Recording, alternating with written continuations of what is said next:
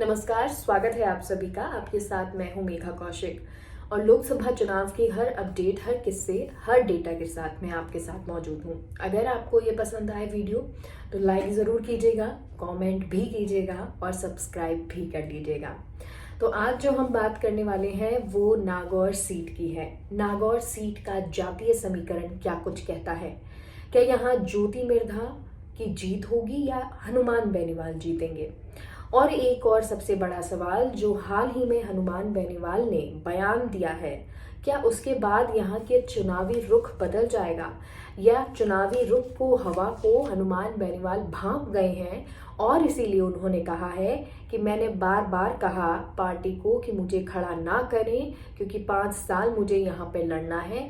अकेला आदमी दिल्ली में विरोध नहीं कर सकता है, दिल्ली में नहीं लड़ सकता है, ये हनुमान बेनीवाल ने कहा है। अब इस बयान के क्या मायने हैं और इसके साथ साथ उन्होंने ढेर सारी शिकायत भी की। इस शिकायत का मतलब क्या है कि अगर वो बार बार सुखजिंदर रंधावा से बात कर रहे हैं या बार बार वो अपनी शिकायत को नोट करवा रहे हैं, उसके बावजूद भी नहीं सुना जा रहा है, तो क्या कारण है? हालांकि उस शिकायत को अब सुन लिया गया है और जिनके लिए वो शिकायत कर रहे थे उनको निष्कासित भी कर दिया गया है।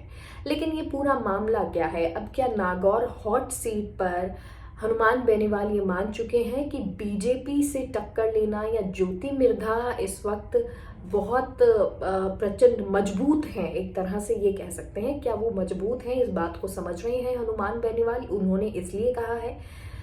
इस पूरे किस्से को जानेंगे और आज सबसे पहले बात कर लेते हैं कि आखिर हनुमान बेनीवाल ने बयान क्या दिया। आपको पता होगा कि नागौर में वो लगातार प्रचार प्रसार कर रहे हैं और नागौर के गराऊ गांव में वो रविवार को पहुंचे थे।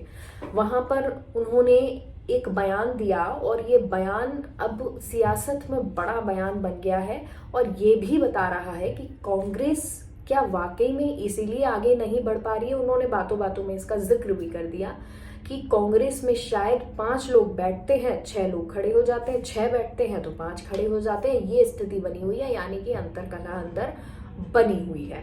अब उन्होंने गराऊ में क्या कहा, जहां पर वो बयान दे रहे थे, तो उन्होंने ये कहा कि मैंने बार बार हाथ जोड़कर कहा कि मुझे लोकसभा चुनाव नहीं लड़ना है, मैं यहाँ पर 5 साल रह के विधानसभा में लड़ना चाहता हूँ या विरोध जो है वो कर सकता हूँ, या लड़ाई जो है मुझे राजस्थान की लड़ाई 5 साल लड़नी है। एक अकेला आदमी दिल्ली में नहीं लड़ सकता। अब ये भी एक बड़ी बात है कि क्या वो ये मान के बैठे थे कि दिल्ली में वो अकेले ही जाएंगे, राजस्थान से बड़ा मुश्किल होगा कि कांग्रेस अपनी सीट निकाल सके। इसका ये भी कारण हो सकता है कि लगातार कांग्रेस में जो लोग हैं, प्रत्याशी हैं या कांग्रेसी हैं, वो लड़ने से पीछे हट रहे थे। और अभी भी जब कई प्रत्याशी ऐसे हैं जिन्होंने लड़ाई लड़ी है, प्रत्याशी के तौर पर उतरे हैं, लेकिन साथ ही साथ ये भी कह दिया कि वो लड़ना नहीं चाहते थे। बहरहाल उन्होंने यहाँ तक नहीं वो रुके हैं हनुमान बेनीवाल, उन्होंने आगे ये भी कहा कि भाई गठबंधन में स्थिति ये है कि 5 लोग खड़े हो जाते हैं, 6 लोग बैठ जाते हैं, यानी अंतरकलह का जिक्र भी उन्होंने कर दिया।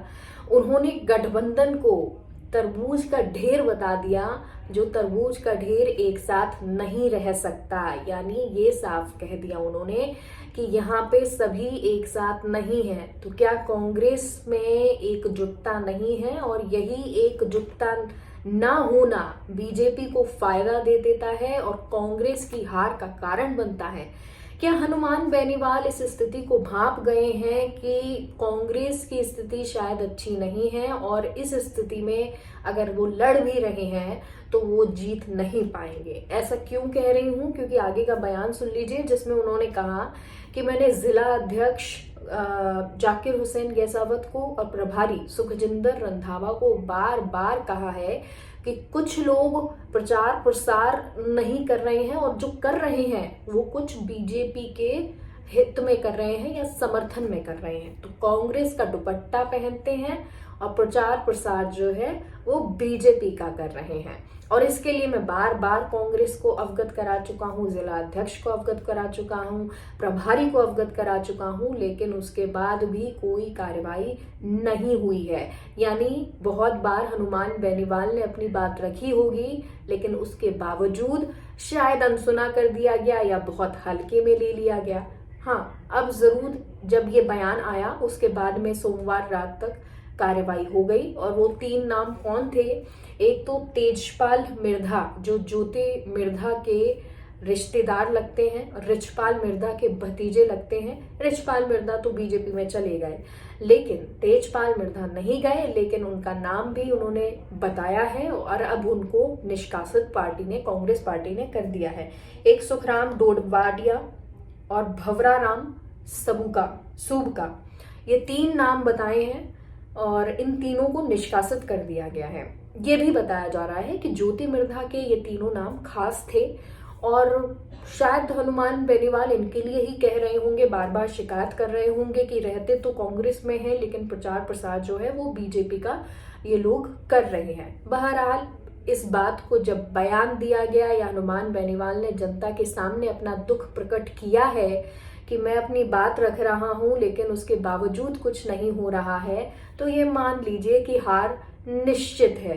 तब जाके पार्टी ने कार्रवाई की है और हनुमान बेनीवाल भी शायद अब ये समझ गए हैं कि कांग्रेस में रह के जीतना बहुत मुश्किल है, क्योंकि ऐसा नहीं है कि कांग्रेस जीत नहीं सकती है, यहाँ एकजुटता की कमी है, यहाँ भीतर घात ही होती है और यही वजह है कि हनुमान बेनीवाल ने ये बयान दिया है।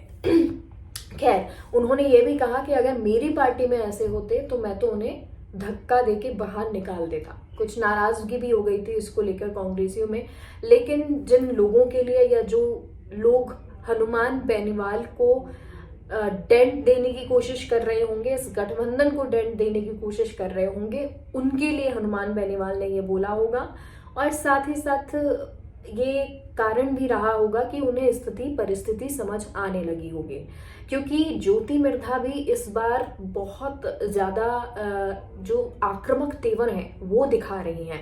हालांकि नागौर सीट हॉट सीट है, लेकिन उसके बावजूद इस बार ज्योति मिर्धा ने आक्रामकता दिखाई है। विधानसभा में जरूर वो खड़ी हुई, हारी, लेकिन इस बार जो हवा है वो कुछ बदली हुई नजर आ रही है। अगर विधानसभा की बात करूं, क्योंकि उम्मीदें कांग्रेस को इसलिए हो जाती है कि जब विधानसभा चुनाव हुए थे तो 8 सीटों में 4 कांग्रेस ने जीती थी, 2 बीजेपी के हाथ गई थी, आरएलपी को 1 मिली थी और 1 निर्दलीय गई थी और इसीलिए शायद उम्मीदें कांग्रेस को रही होंगी। लेकिन अगर इसी तरह से स्थिति बनी है तो कांग्रेस की हालत अभी ढीली है, ये मान लेना होगा।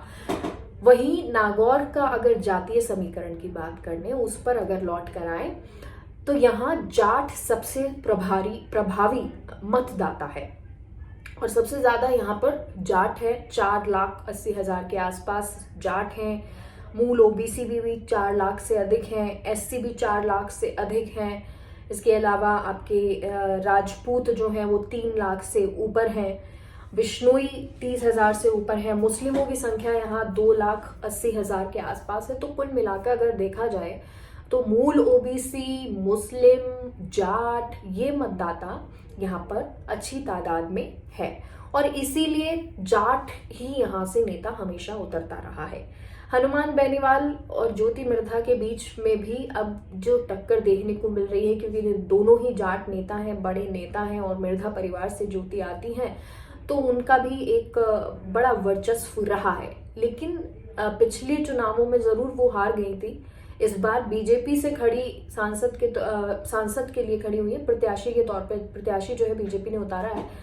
तो अब इस स्थिति में क्या कुछ रहता है ये देखना होगा, क्योंकि हनुमान बेनीवाल ने जो बयान दिया है वो बहुत कुछ मतदाता के दिमाग में गया होगा और जब एक वोटर के मन में नेता की कही हुई बात जाती है तो वो बातों बातों में, इशारों में सब समझ जाते हैं। उनको सब समझ आता है कि क्या स्थिति है, कहाँ पर हालत टाइट है, कहाँ पर ढीली है और कहाँ पर हमको जाना चाहिए। हनुमान बेनीवाल अब इस बयान के बाद जो कार्रवाई हुई है, जो निष्कासित किया गया है, क्या इसके बाद दोबारा से कुछ रुख पलटता है?